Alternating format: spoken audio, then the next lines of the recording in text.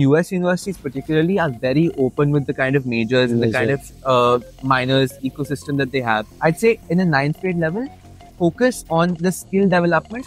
Don't focus so much on the kind of impact that you're creating. In high school, your biggest advantage is being a sponge. Absorb as much information from whoever you can. Assuming you do 10 different things, but you're not able to get into the depth of them, they're not worth that.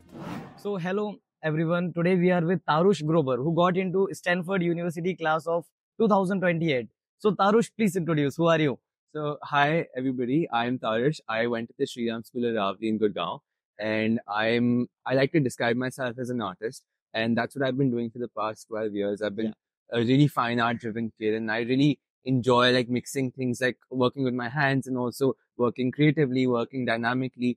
And I feel like Stanford is the perfect place for that because the entrepreneurial spirit, the creative spirit, the kind of sort of intriguing engineering kind of spirit, everything encompasses in that. So yeah. Yeah, amazing. And I think there are only few students from India, though they got into Stanford. So what is like feeling when you received your acceptance letter and what about your family expression? So it was absolutely amazing. So it was the morning of, I think, December 15th. Oh, And that is when I'd gotten my acceptance. And this was, I think, 6 a.m. early 6 a.m. morning. And I'd just woken up and I wasn't sure what to do. I prayed a little bit. And then as soon as I opened my acceptance, I was screaming like anything. I was like crying on the floor for like half an hour because it was truly a dream come true. Yeah, exactly. Because I'd been wanting to go to this university for the past 4 years. Oh, So it was like my dream college since forever. So yeah. Amazing. So in every student's life, they have a time when they realize, okay, my story started, and they get to know about their dream university. So something like that. Any incident you thought that, okay, at that time I got to know about Stanford, and I decided, okay, I have to get into those university. So my journey with Stanford started, like I said, back in ninth grade. So when I was searching on like what kind of courses I want to do and what I wanted to be when I grew up, I came across the design course at Stanford, and I came across the arts course at Stanford, and also the D school. So the D school is essentially the design school at Stanford, and there's this company called IDEO, which is a product design innovation company, and they work really well hand in hand with the D school in the same kind of design thinking, ideologies, methodologies, everything that the D school follows is what IDEO follows, and is what most of the new world design thinking concepts follow, right? So for me, I knew I wanted to get into that space of design thinking, and also being in California particularly was a big deal because I really wanted to be in that ecosystem of, like I said, like what Y Combinator and start and like the whole startup ecosystem as well. So being in that whole, what do you say, ecosystem is what I wanted to be, particularly with Stanford. Now, when it came to other universities, I was also of a very split mindset, similar situation. I wanted to do something which was really worthwhile. And I knew that a top university would really accelerate me in my career as well. And more so, it would give me a kind of platform when I was like trying to reach for higher heights in the future. So yeah, that was my drive and motivation to go to one of the top universities. Top university. Amazing, amazing. So as we know that you have a amazing, great profile, and you are the inspiration for thousands of students. And yeah, I believe that your interview will help thousands of students. So if anyone have any doubt, then just comment. And I have another question. What about financial aid and scholarship? So I was thankfully blessed not to apply for financial aid because I didn't have the need to. But having said that, I know it's really difficult for a lot of people applying to the US, particularly if from India, for financial aid situations. What I will say is that it's very important to consider the kind of grants that these universities offer. So it's not just financial aid that you can apply for, although some universities are need blind. Like I know Harvard is, I know some other Amherst or some universities are. So definitely consider those. But what I will also say is hunt for external scholarships. So there are companies like Yorkit, there are companies like, I don't know, there are multiple companies that are working in this field of providing scholarship to international students, like how Cornell has the Tata scholarship. So these kind of things you have to really keep a lookout for. I'd say subscribe to a lot of newsletters for a lot of these scholarships, and you will get to know a lot about what's coming your way. There's this amazing organization called niche.com. So you can hunt on that as well. Those are usually for American citizens. So I'd say for an Indian audience, try to navigate similar websites where you can find scholarships for your particular domain. also scholarships tend to be very subjective to the kind of individual you are. So some are possibly like merit based, some are like need based, some are based on like the kind Need of aware, need yeah, exactly. So a lot of these scholarships are dependent on the kind of ecosystem you come from. And most of you notice there are some government scholarships as well that you can look out for. yeah. So I'd say definitely keep an eye out for those. Having said that, I would also say certain schools tend to charge less than others. Yeah. So public schools are usually less expensive than private schools. So schools. definitely consider that for whoever is considering financial aid as a barrier. So yeah. Amazing.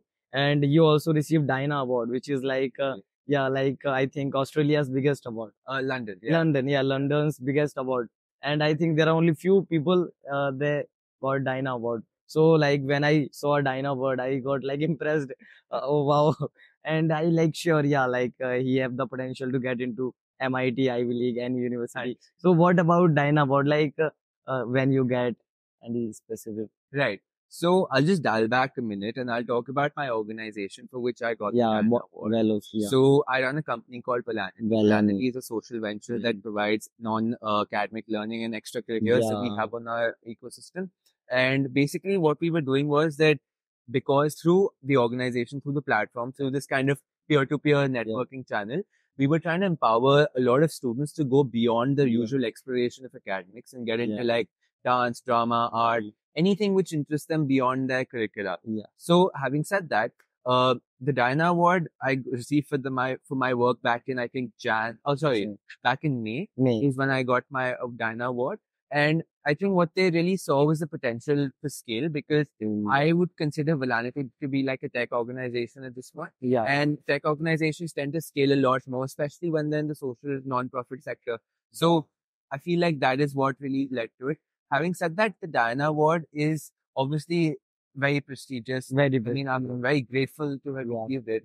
But I feel like a lot of people tend to go for these awards as like a method to get into, especially in the social sector where these kind of awards are. And it's usually very, like how you would work and then automatically get it, and you don't have to work towards these things. So I'd say, like I'm going to quote in Hindi right now. काम पे focus करो, ये सब अपने आप हो जाएगा. इसका फल अपने आप आ जाता है. So yeah. पेड़ गिरने की जरूरत नहीं है. Exactly. And amazing experience. And if you have to like advise any high schooler who just started his journey and who don't have any extracurricular or anything, and he just want advice like where I can. Okay. So assuming somebody's in grade 9 right now, number one thing they should start doing is really exploring the kind of fields that they're in. So this could be, for example, CS, it could be engineering, economics, anything which interests you as a person, you can really hunt into, right? So now having said that, once you have some decent level of clear idea of where you want to go, I'd say number one thing you should start doing is build a LinkedIn account where you can connect with a lot of professionals in your industry and in the future industries where you want to work with. And not just professionals, you can connect with university students and the kind of places you want to go to. Like, that's what I did. I connected with a lot of Stanford students back in the day. So throughout 10th grade, 11th grade, LinkedIn was a major channel of my connections and networking. So I'd say definitely build a LinkedIn account. Now, where to start in terms of extracurriculars? Sorry, before that, I'd say definitely keep your grades up. Grades are a very defining factor in your entire admissions process. You need to have a certain tenure in order to get into these kind of Ivy League and Stanford type universities. For extracurriculars, the most important part, in my opinion, is the word impact. So assuming you do 10 different things, but you're not able to get into the depth of them, they're not worth that. But if you do one thing and you do it so well that you're able to get into the depth of it, that is by far, in my opinion, the most important thing, because to these universities are showing that you can commit to something, right? And also get into the really core of yourself as an individual. So, and kind of exercise that I did when I was in 9th grade was I wrote down, this is what I'm good at, this is what I'm not good at, this is what I might consider doing in the future. This is what I definitely don't want to do in the future. It's very important to understand what your yeses are and what your nos are. You can have maybes in the middle, but more importantly, it's good to understand what your no's are. Because then you can figure out your entire energy, you can dial your entire energy towards your yes. So I feel like that's the most important thing that a ninth grader can do. Right. Yeah. Now, having said that, once you've established a certain profile yourself, or you like know, okay, for example, I'm gonna take myself. So I was really interested in design. Like I told you, Yeah. art and design was Art my design. forte. So with design, I was like really exploring in the ninth grade phase what kind of field I want to go into. Do I want to go into fashion? Do I want to go into product? Or what kind of field do I want to go into? Right. Yeah. So that really pushed me to explore beyond myself to learn new skills. Yeah. So I learned like Adobe, I learned like Photoshop, Blender, all these kind of interesting skills that were design related, Figma for that matter. So what I'd say in a ninth grade level, focus on the skill development. Don't focus so much on the kind of impact that you're creating. Okay? Yeah. That should be a later thing to think about. Like 11th, 12th graders should think about that. At ninth grade level, focus solely on skill building and academics. Now, for 10th graders, we build up on that. So we say that you start establishing a certain degree of profile. Now, what I mean by this is that start thinking on like what kind of projects you can build. So I'm going to pick up an example here of a hypothetical CS kid, right? Okay. So for a CS kid, what kind of projects can you build? What kind of social sectors are you interested in? So you could build a CS plus education project. You could build a CS plus healthcare project. You could build a CS plus, I don't know, animal welfare project. So that's totally onto you what kind of project you want to build. And it could be totally different as well. You could go into the for-profit route as well. You don't have to do a non-profit route. So this is where you kind of explore not just your academic interests, but what kind of other interests that you have in your mind. So somebody could be super interested in CS and music, for example. Right. So you could build a project along those lines. So Abhi, don't think about the project. Think about what kind of core domains that you're interested in. Right. So having said that, assuming you've identified CS plus music is your domain. Right. So now you can think about, okay, I have 10 spots on my Common App. Right. So 10 spots and 150 characters each. That's all you get to list down all your extracurriculars. Exactly. So now is when you think about, okay, these are the 10 spots. What are the kind of interests that I want to work in? And what kind of things do I want to fill up in those spots? Okay. Now, fill up is the wrong word here because you should really be passionate about what you're doing throughout the process. And that, in my opinion, propels you way further than just filling up spots would. So, for example, if it's CS and music, so somebody can build like a platform which integrates CS and possibly creates like a music algorithm and possibly, I don't know, you could work on something like identifying, like Shazam could be a really interesting thing to work on, like the iPhone Shazam. That could be a really interesting thing to play off of with CS and music. You can build something like similar for that, like for classical music. So I'm just chucking ideas here, but basically the point is that you have to really understand what your true interest is and what your true core is. Because these kind of universities, in my opinion at least, look for very true to themselves students. So what I'd say is that identify what your root is, what your core is. The word is ikigai in a lot of these situations, right? So what your dharma is, what your ikigai is what you have to identify. Now, having said that, now 10th graders should definitely focus on their board exams as well. I'd say definitely dedicate in the ballpark of 4 to maybe more than that, like 4 to 6 months for that.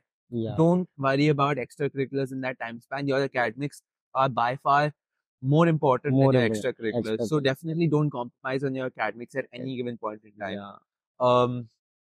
Right. So now if we move on from that, so we're just gonna take up with the example of the CS plus CS plus music. Right. So now for an extracurricular profile, which is very designed towards these kind of Ivy League universities, I'd say you need to identify your spike. Right. So assuming there are 10,000 CS kids, there will be 1,000 who are CS plus music kids. Right. So now for these Ivy League universities, you need to be a one of one. Right. Now, how do you get down to from 1,000 kids? How do you get down to 100 kids and then to 10 kids and then to the one of one? Right. So once you get down to the 100 kid bracket, that would be when you have something which is really true to yourself that comes out along with your projects. So assuming it's the same CS plus music project. So if it's like CS plus music plus I'm an Indian, assuming I'm really interested in Kathak, for example, I want to build something which identifies Kathak songs particularly, right? So Kathak is another extracurricular of mine, right? Not for me, but like, and you have Kathak, amazing cultural rootedness, Yeah. right? And then you connect these three, and that's an amazing project. Yeah. Right. Exactly. Now, having said that, Kathak in itself is a very powerful project Yeah. because you're showing these universities that you really are in touch with your roots. Roots. And Yeah. that plays back to my point of originality and pursuit of like your own individual self, which you have to hunt for. So don't try chasing something that you're not, because trust me, it doesn't work. Exactly. A lot of kids, what they try to do is they try to, I don't know, go into CS just for the money. Let's be fair, right? So I'd say don't do that. It's not the most advisable thing to do, because it's not that you'll be happy with that as a career. Now, having said that, the US universities particularly are very open with the kind of majors and the kind of minors ecosystem that they have, the whole academic ecosystem. So I'd say go in with an open mind to these kind of colleges. And most US universities, I'd say, follow the similar system of open-mindedness with majors and academic interests. Yeah. So Stanford, I know particularly, doesn't ask students to list a major when you're applying. Yeah. So it's basically an academic interest that you put forth to the university. That is like potentially telling them that, okay, this is what I might want to pursue when I get there. But I don't have to declare my major till the sophomore year, which is a second year. So second year, when it ends, that is when I have to declare my major. So these universities tend to give you a lot of time to figure out who you are as a person and what kind of careers you're interested in, because these are the kind of careers that you'll be pursuing for the rest of your life. It's, I mean, an exceptional thing that these guys have that option. Exactly. So yeah, now coming back to the 10th grade thing. Now, of course, you have 10 different platforms to fill up, right? So it's not just one project that you can do. That could be one of your things. Yeah. Now, I'd say definitely you could go for like a lot of like summer schools that are there. I understand that sometimes they're expensive, but these also tend to offer a lot of financial aid, like YYGS, like the Plaksha YDS program. These are exceptional programs, and even like the Brown Summer School, Harvard Summer School. These are really, even SUMAC for Stanford. So a lot of these programs tend to be very open with their financial aid. You apply to them. Even if you get in and even if you have less aid, let that be a decision for later. They do tend to get very hefty aid. So definitely apply. And that could be one of your extracurriculars for sure. But try to be in your domain, like I said. So that's why it's so important to identify your domain from before, because then you can really guide your own mastery towards your particular field. And it's a pyramid structure, I would say. So in 9th grade, assuming you're here, 10th grade, you get here, 11th year, and 12th year. So you have a very pyramid structure in the kind of profile that you have. And like I mentioned, spike. So this is your spike. You're identifying your spike over a period of time. As a 9th grader, you don't have to identify your spike. Give yourself time to evolve. You have 4 years before you apply to college, right? So you don't have to rush identifying your profile and your spike. So definitely summer schools, like I said, are one option. Then you could also build your own projects in other fields. So these don't have to be like physical projects. These can be like digital projects. These can be community-based projects. You can definitely volunteer and get, like what Volanity did was he connected volunteers. So you could definitely build platforms which are similar lines, which mobilize communities. So these can be projects which either work as an institution, which I mean to say, like I said, mobilize communities, get more people on board with you to drive towards your mission and get those kind of things. Or you could build projects which are more tech-oriented, which are more like, say, helping people not in the personal human-to-human way, but it can help people in like how apps would do it. Like maybe you're building a project for farmers to understand the irrigation cycle, something like that, right? So definitely explore the kind of fields you're interested in. Having said that, it's very important to do your research before you start. So it's not as simple as, Acha, I want to build a project today, let's start. Definitely work in the sector that you're interested in. So, for example, I volunteered for nearly 7 months before I started building my platform, because it really helped me understand the nitty-gritties of the volunteering process. And then I could build on a platform which could integrate everything together. So these kind of things are very important to understand. This is why most entrepreneurs as well, they tend to work in the sectors that they're interested in building businesses in before they build businesses, so that they can understand the very core roots of the culture, right? So as a 9th grader, as a 10th grader, take your time to identify these kind of things. Take your time to volunteer, or maybe whatever field you're interested in. Assuming you're a economics kid, maybe intern at one of the maybe smaller economic organizations. You could possibly even work with your normal mom and pop shops Yeah. and understand how their finances work. Really understand the core root of your academic institution. So this anything. So as we spoke about business, we spoke about CS design. Um, we could talk about, say, for example, something which is totally different. We could talk about theater, right? So in Delhi, for example, there are multiple theater, what do you say, performances that go on, right? Yeah. In Delhi, especially, like there's a lot of amazing theaters which are there. Why don't you try reaching out to these actors, identify, learn from them? Learn from them. I'd say in high school, your biggest advantage is being a sponge. And what I mean by this is absorb as much information from whoever you can. So every conversation you have as a high school student, you should be a sponge. Absorb whatever you can from whoever you can, because there's nobody who can't teach you something. Exactly. So that's the kind of mindset I went in with as well. And this could be in networking meetings. This could be in like just reaching out to people, like learning about domains. Like there are so many things that I learned about design from professors and all these kind of things that I reached out to on LinkedIn that I would not have known otherwise, that I would have possibly found in like some corner of the internet. But these guys having first-hand experience taught me a lot of that, which really, really put me ahead in the game. So, right, having said that, 11th grade. So 11th graders, I'd say the most important part is, first of all, keeping your academics up. Because this is a trend across most of Indian schools. The slack off after boards and all that. I'm being very realistic here. So it's very important to keep your 11th grades up as well. I'd say most people, this is where most people would have a problem with stream selection, right? So if you're in the ISC or CBSE board, you would have the stream selection coming up in 11th grade. Now, what I will say is that definitely by this time, now that you've thought about it since 9th grade, curate your understanding of which field you want to get into. Please don't chase your friends, because I've seen many people make the kind of mistakes of getting into the streams that they don't want to, just out of peer pressure, parental pressure, and they tend to look down on certain fields. Please don't do that, because at the end of the day, you have to excel in your field. And it is way better to be the best player of your own field than the worst player of somebody else's field. Right. So by this time, you should have some level of understanding of the kind of career you want to pursue. If you don't, it's not that big a deal. It's okay. It's perfectly fine. 11th graders don't have to know everything. A good way to understand where you want to head is a psychometric assessment. You can take these online, or you can pay for them, or whatever you want to do. These tend to give you a decent idea of the kind of aptitude that you have in terms of career and learning style and personality, which all shape careers in the future.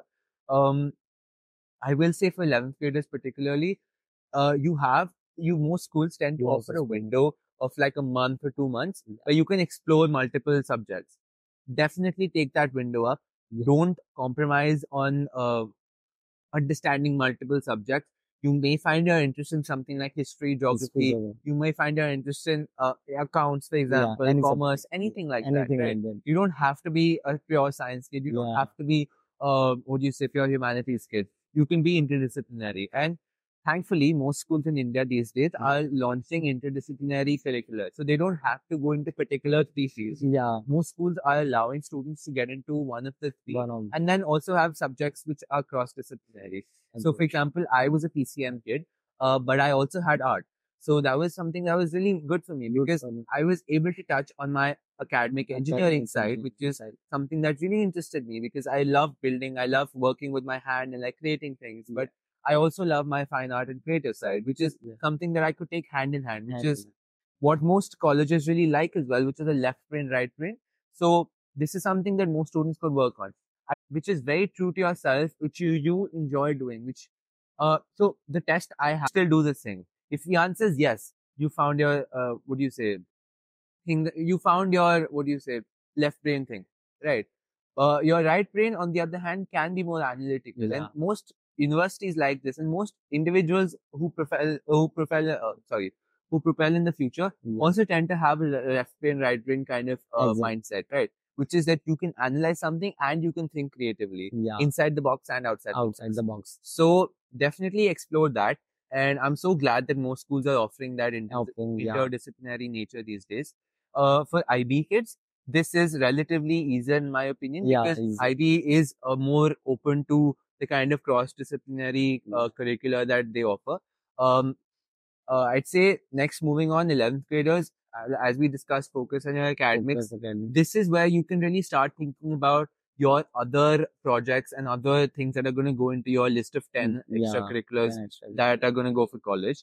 So this is where you can work on things like I said, you could do competitions. You could do, Competitions. assuming you're a business and business individual who wants to pursue that in the future, Yeah, definitely go for like entrepreneurship competition. entrepreneurship. Go build businesses with other friends, like Other friends. explore social Yeah, ventures internship. that are, you can possibly work with social ventures Social that are ventures. already that can hire you as like their business intern. Business. Yeah, So internships are really good ideas. good idea. Self started social ventures are really good ideas.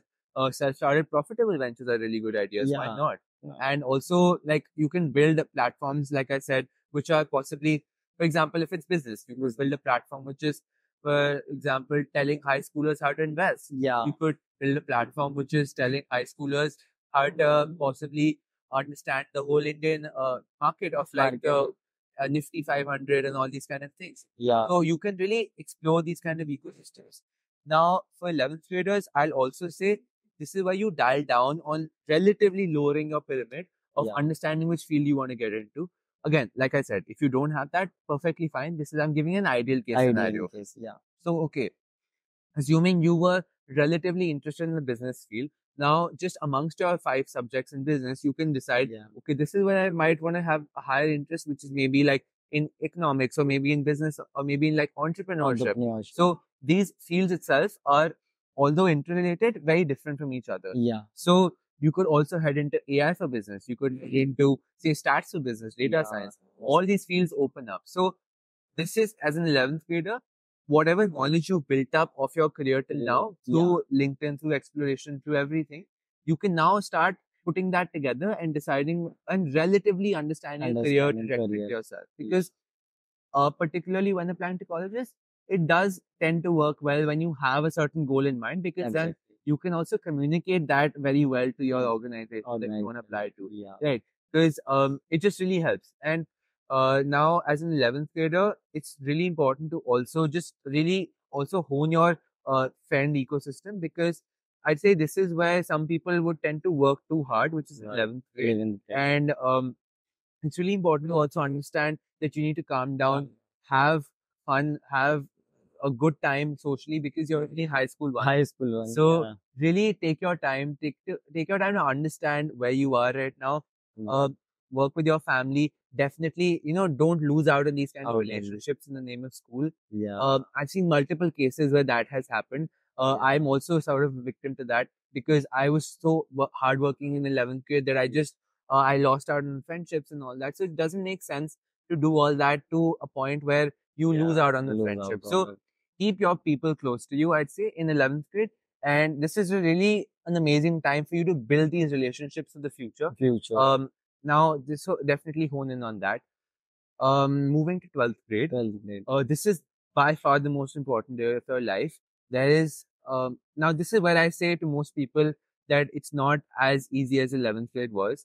12th grade is where you have to really dial down and work really hard. Not to say that you can't have fun and all, but 12th grade, it's really difficult to go beyond your college thought process. Like a lot of kids, and this is, I personally appreciate this. I don't mind it as much. 12th graders usually tend to lock in and have a lot of extra work to do, which is fair enough, because you have your letters of recommendation, you have your profile to write, you have your portfolios to work on, you have so much to do. So for 12th graders, I'd say it's important to understand that work-life balance, and also maintain your academics, because your 12th grade midterm marks, which is your first term midterm, tend to go to these universities as well, and also tend to highly impact your predicted scores, which are very, very important, because that is what most colleges look at when they consider how much you will get in your actual books.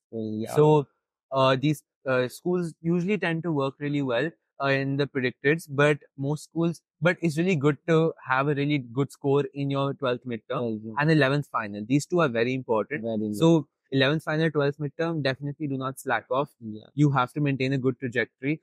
what most US universities like to see is an upward graph from ninth grade. Yeah. This is not that mandatory, but because most kids do tend to do very well in the 10th grade and then have a slight dip in 11th, it's okay. It's perfectly normal. Perfectly. You don't have to stress too much about it. If your 11th grade marks weren't that great, definitely pull up in 12th grade Yeah. because it's very important. Having said that, I'd say definitely start your essays by May or June at max. 3 to 4 months before the application. Yeah. At least 3 to 4, maybe At even least. 5 months before the application season. Yeah. This is because you want to have multiple drafts for your essay. Yeah. So I'll give you an example. My Common App essay, the 650 word large essay that goes to every school, had about 8 drafts. Oh. So it's very important to have multiple drafts because every draft that you refine, you will learn something more about yourself that you can fix. And also, it's not just that. When you reread a draft after 3-4 days, you yourself will start identifying errors in it or things that you could change in that. And most important in these kind of essays, especially for Indian students, is how you communicate yourself to the university. Most kids, they tend to, not most kids, I'd say some. Some is they may go into too much of a hypothetical, or they might also exaggerate their language. They might do all that.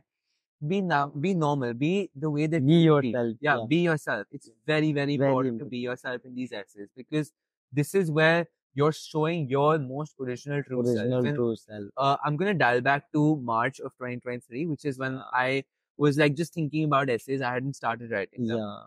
What I did was that I wrote my life story down. So approximately 7,000 words I wrote.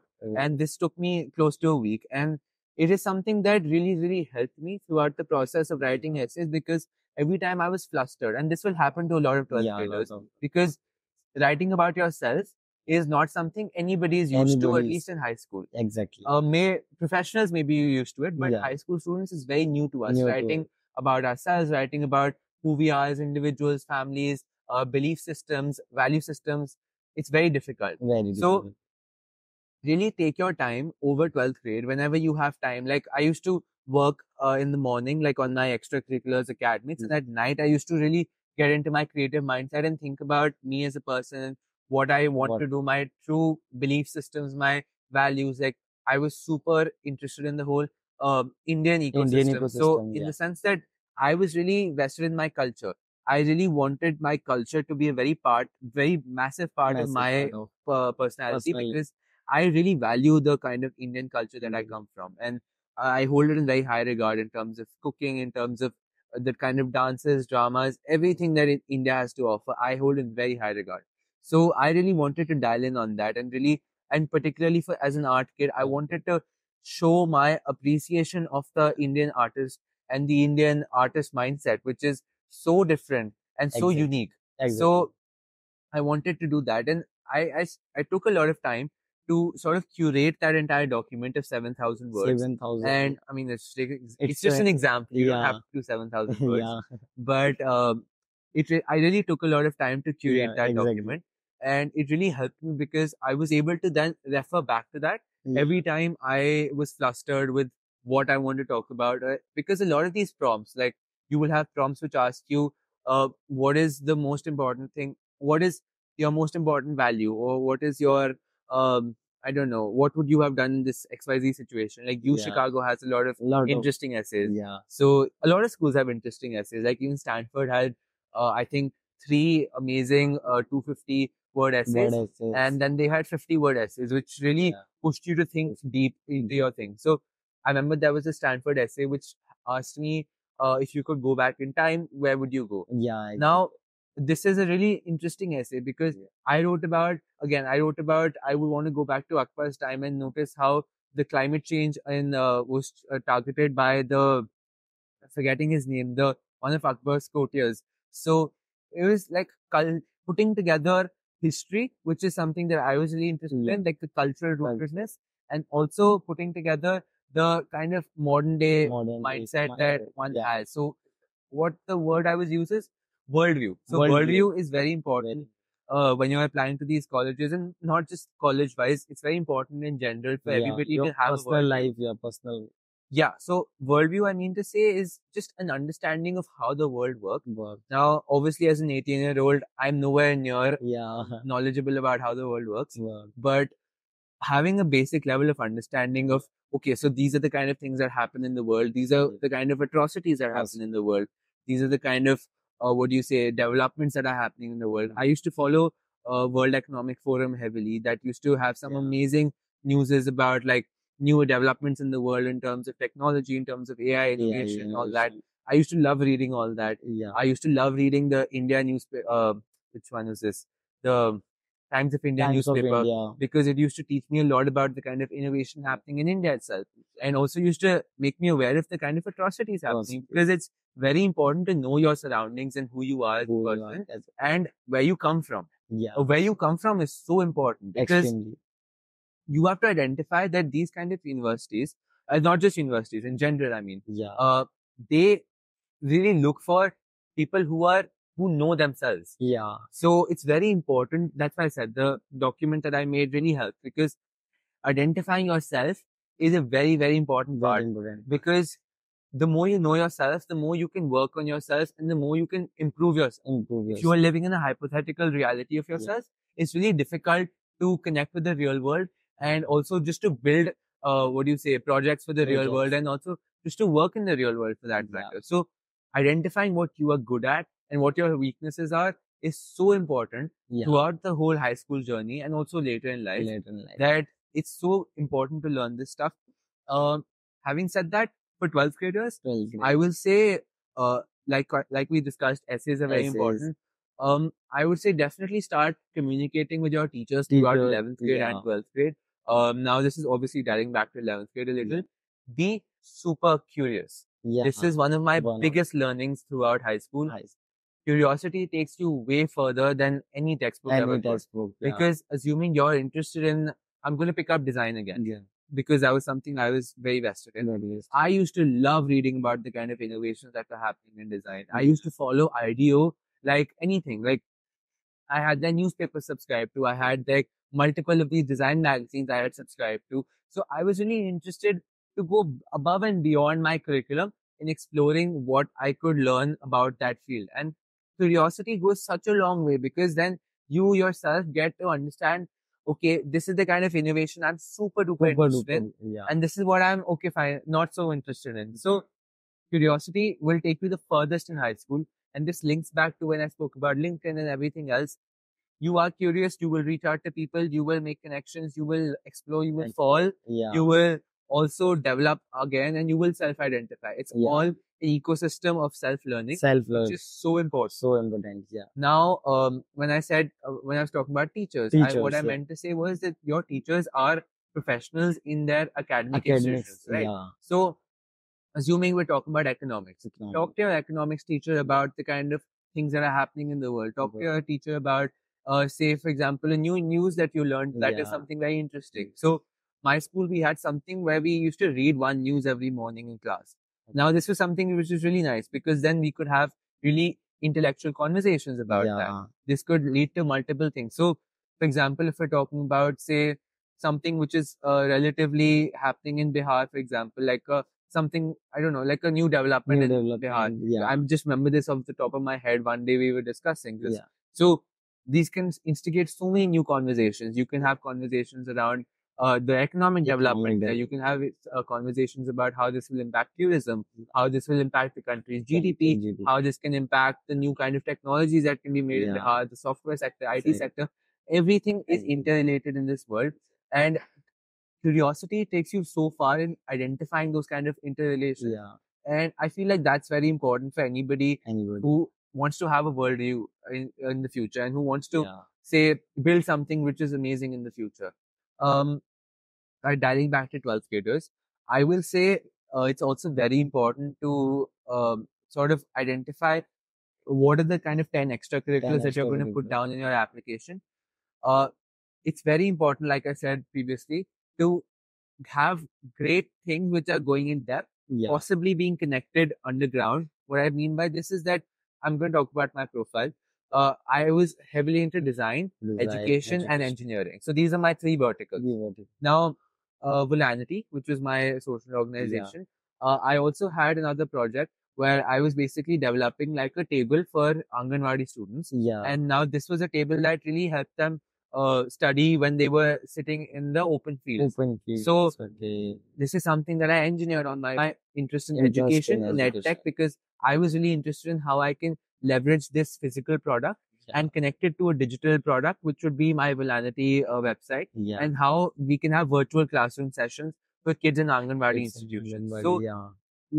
let your projects itself have underlying interconnections, which you will identify only if you give yourself enough time to develop them. Yeah. So it is important to start working as early as possible. early as possible. Now, I'm not saying ninth graders, Yeah. you need to start working on extracurriculars, Exactly. but 11th graders ideally could be a good position to Good start off, because you have about 600 odd days before you apply to college, Yeah. which is a great number of days Great to work. work. So the more time you give yourself, the more you will be able to identify these Identify correlations.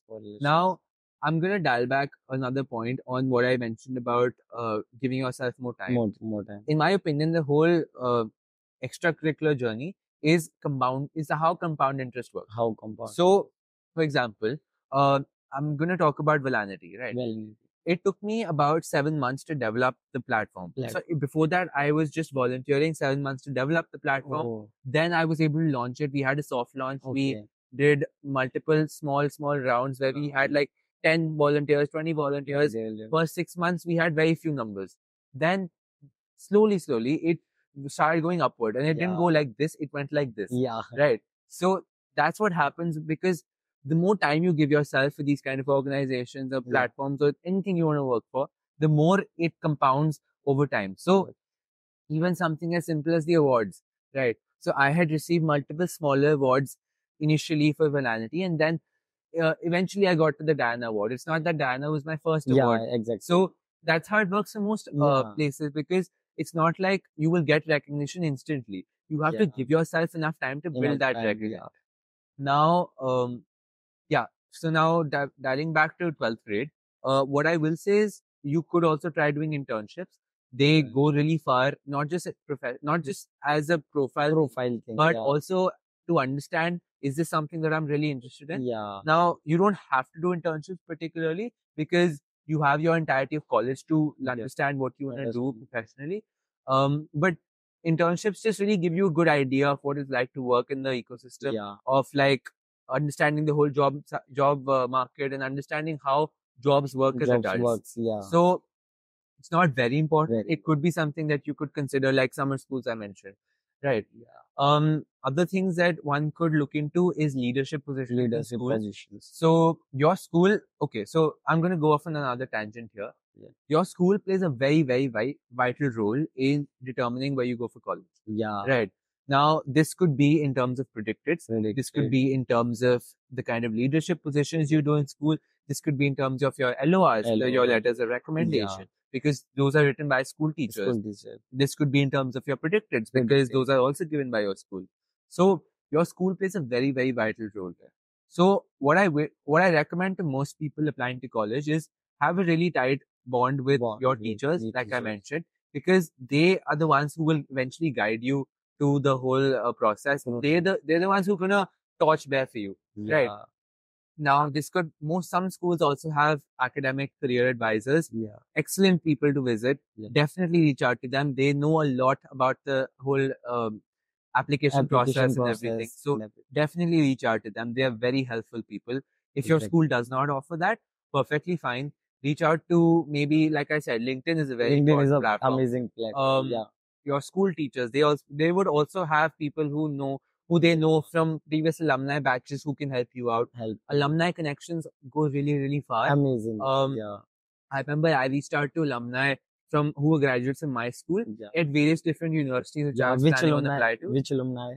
Like I don't remember names right now, but multiple alumni reached out to. So different universities, different alumni, and the courses that I wanted to go for, or even in just understanding the vibe of the university, because that is very important when you're applying. Now, because you have to best fit, like best exactly. So I'll just get to that in a minute.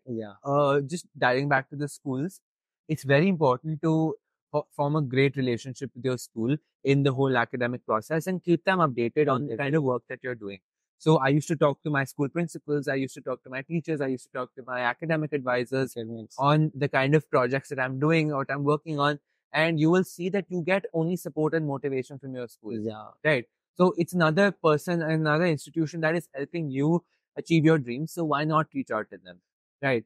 And you can definitely also ask them if they know for any like awards that are coming up, if they can help you apply for scholarships to these institutions, if they can help you maybe get some grants for your work, whatever it is that you're doing, or maybe connect you to some external individuals who they would have connections with.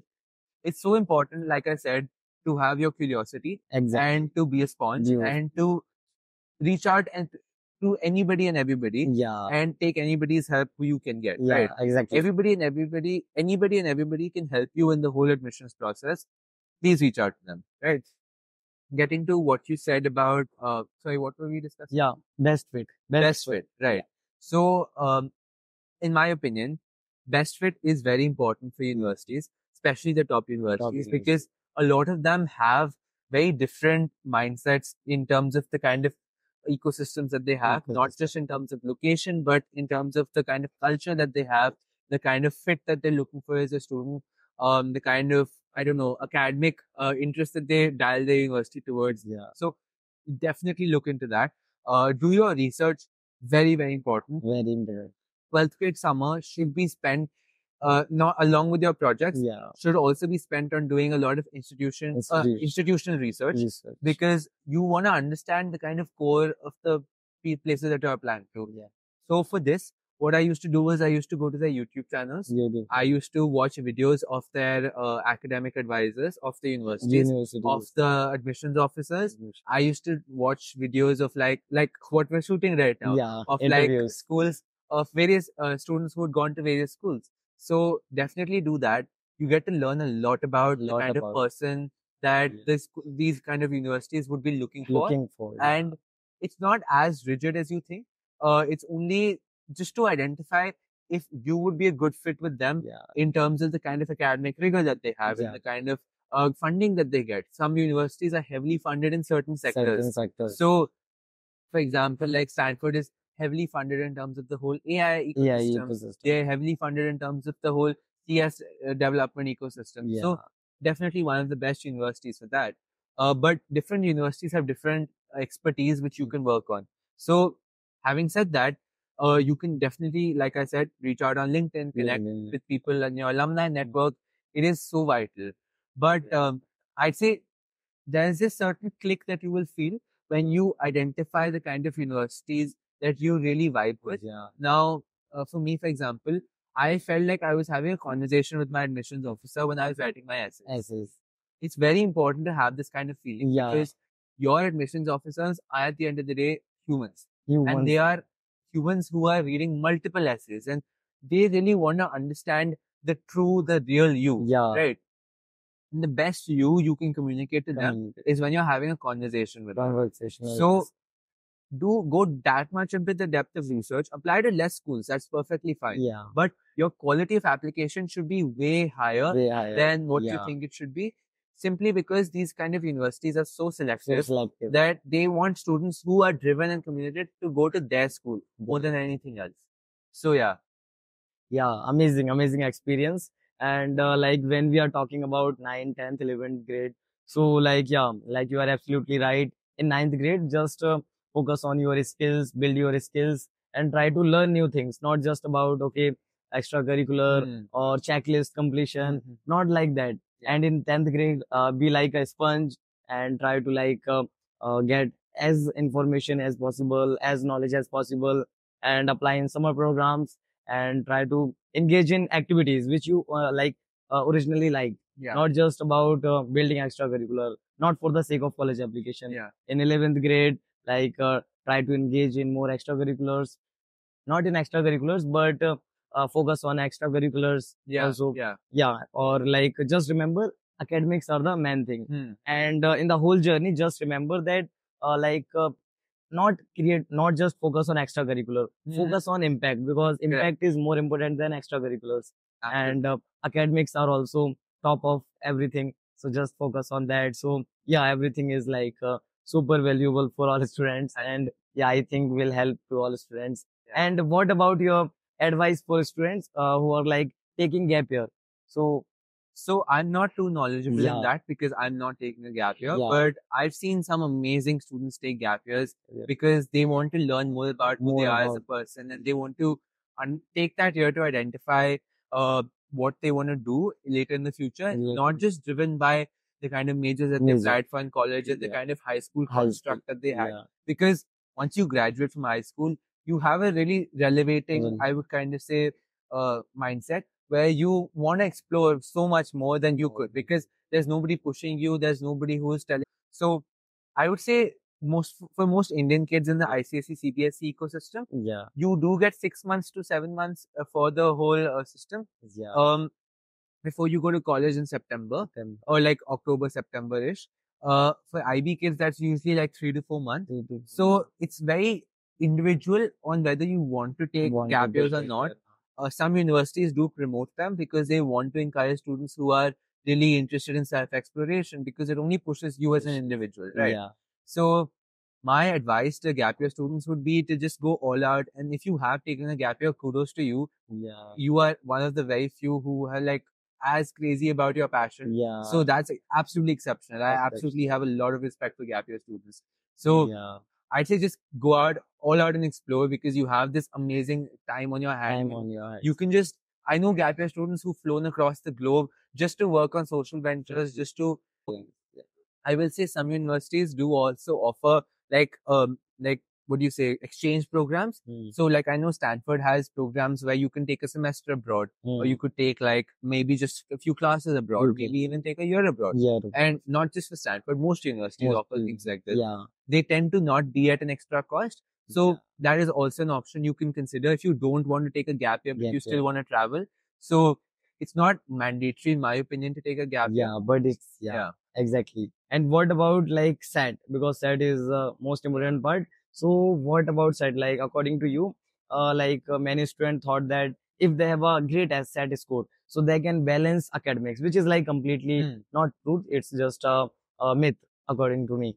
So you get two options when you're in high school. You could Yeah. take the SAT, Or- which is yeah. or the ACT. ACT, Right? yeah. So I took the ACT, ACT. and I personally found that better because ACT is essentially based on your like immediate mindset. Immediate So in the sense that it's a lot about like answering questions which are like very, what do you say, rapid questions, Rapid question. but maybe they aren't as high level of math and English as SAT is, Yeah. but they are more about your agility of thought. Yeah. Now, SAT is more about your thinking. It's more about how you can actually solve the sum. Yeah. If, for example, if it's math or if it's English, then how you'll read the passage. ACT also has passages. It Yeah. has 4 parts. It has the science section, the math section, the English, and the English grammar and the English. reading section. SAT tends to have only math and English. So it's heavily individually based on the aptitude of the Aptitude. person. I will say definitely take a diagnostic which tells you Diagnostic. whether you should go for the ACT or SAT. Yeah. For me personally, I preferred the ACT test. Yeah. It's completely- What I will say is really important as an international student to have an SAT or ACT score, particularly. So this was fine for the COVID batch where universities were relatively more liberal with whether they were accepting SAT or ACT Yeah. scores, but this goes to show that these tests are important, especially as an international student, International. because in my opinion, a lot of these American universities, it's really difficult for them to quantify everything Quantify, yeah. because your grades can be marked on a totally different scale from theirs. Exactly. American grading system is totally different from the Indian grading system. Yeah. So for them to understand where you stand in a parallel with American students, it's very important to take the SAT or ACTs. Right. Now, having said that, I would say for a lot of top universities, for an SAT, you should target 1500 or above. Yeah. For an ACT, you should target a 34 or above, which tend to balance out the same number.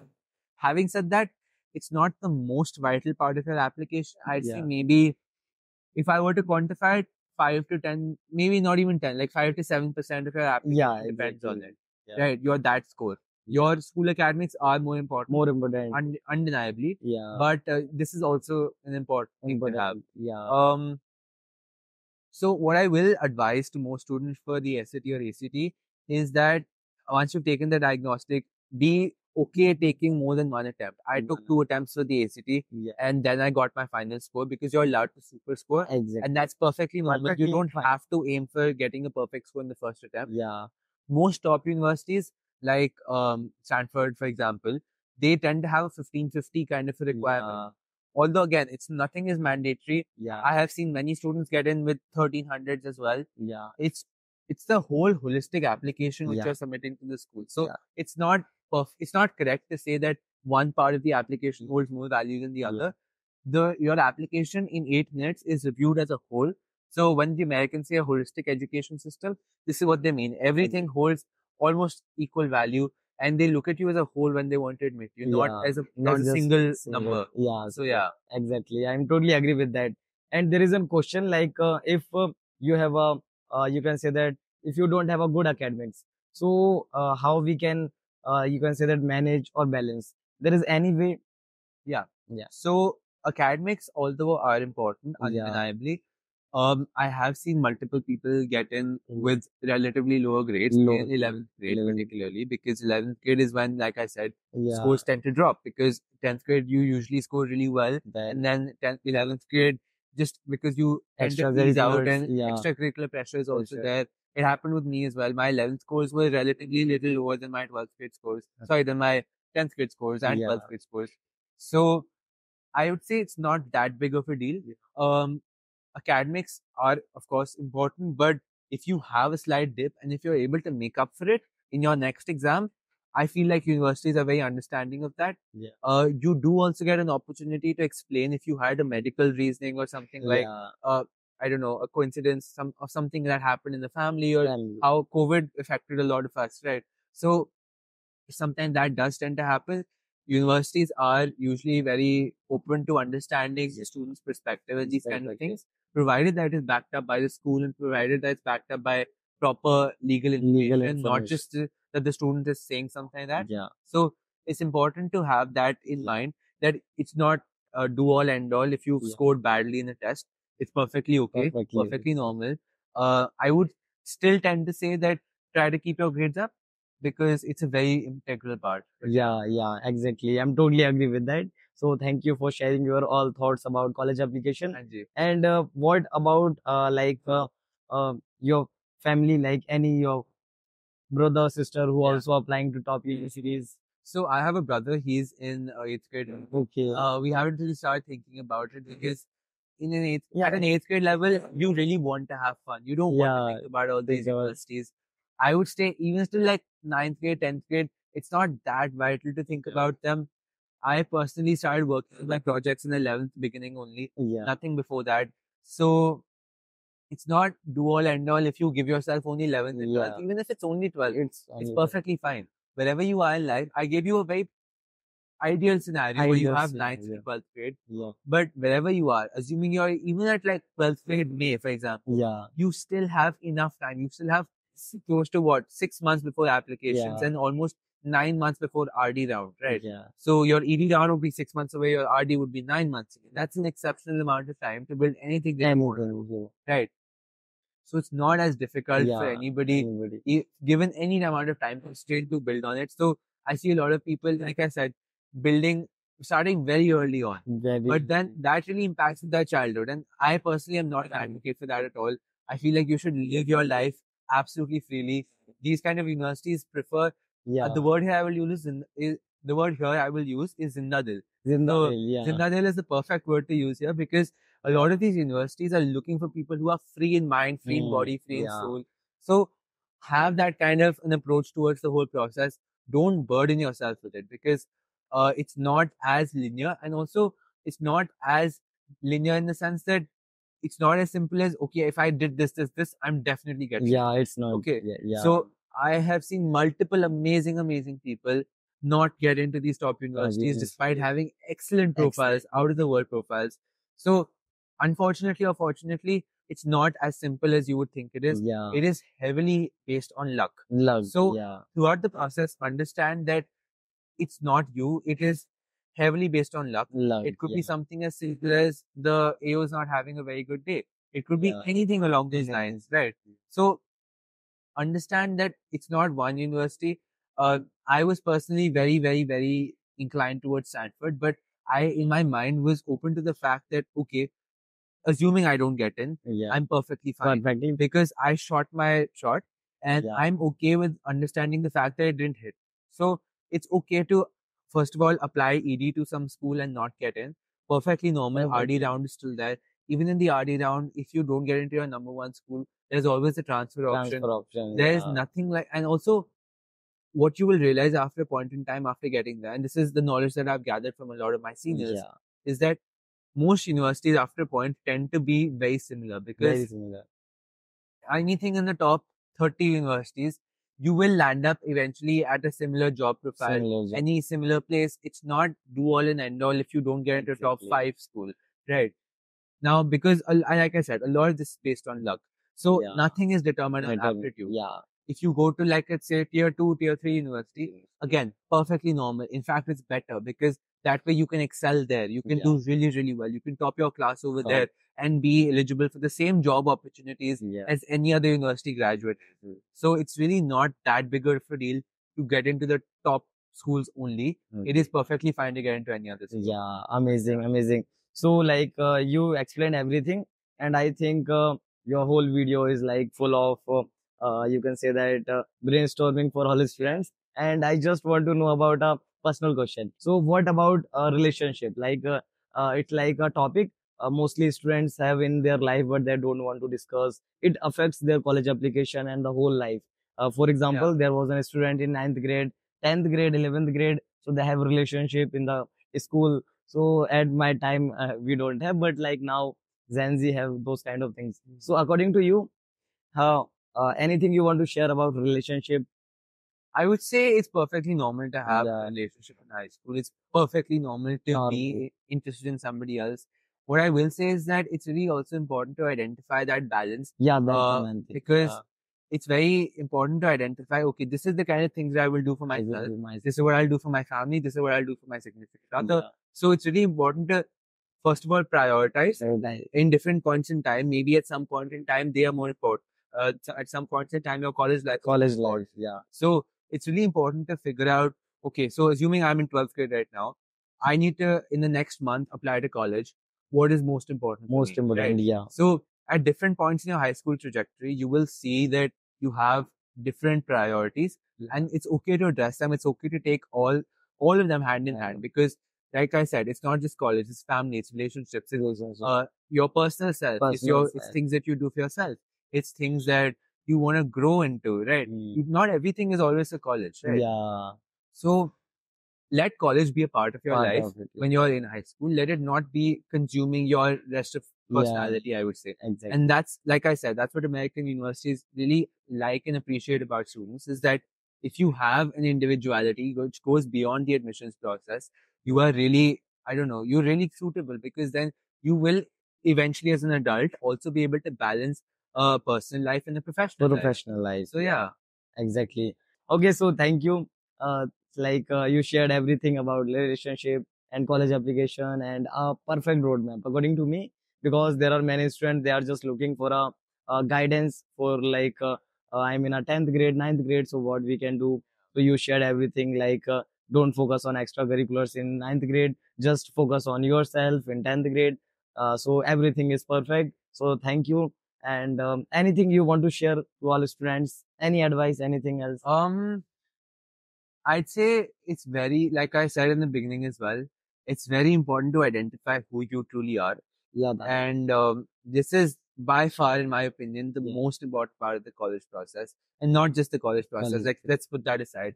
It's the most important part of anybody's trajectory, because you can only live your own life once, right? Yeah. Why would you want to live in somebody else's shoes? And I'm so blessed personally that I had the opportunity to apply to American universities, and also to be able to do the majors that I wanted to, and not have any constraint in terms of parental pressure and anything like that.